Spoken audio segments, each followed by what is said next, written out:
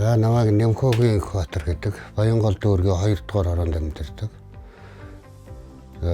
Эхнэр 3 хүүхэдтэй, 3 охинтой, 2 зээ хүүтэй. Усуугийн удирдах газар диспетчер инженерээр ажилладаг.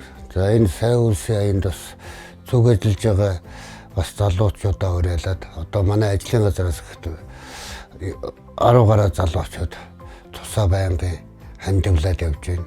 За мөн хүүхдүүдээс урьдчилаад одоо манай зарим хүүхдүүд маань бас тусаа өгөөд эхэлсэн байгаа.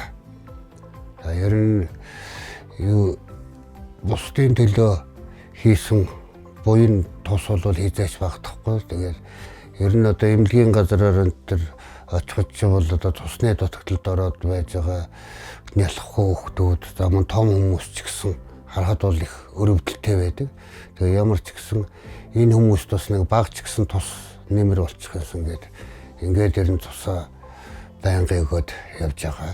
За манай гэр бүлийн хүн бол барилгын политехник коллежид багшаар ажилладаг.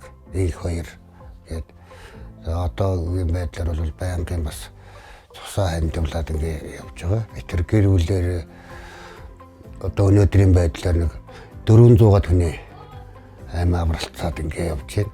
Тэгээ хүүхдүүдтэй бас сурталчлаад тэгээ манай хүүхдүүдээс одоо зарим нь бас тусаа өгж эхэлсэн байгаа.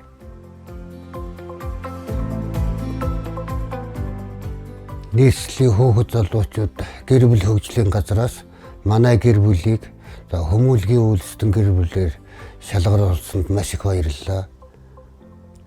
Ингээд нийслэлийн гэр бүл хүүхэд залуучуудын хөгжлийн газрын хамт олонд ажлын амжилт хүсье. Маш их баярлалаа.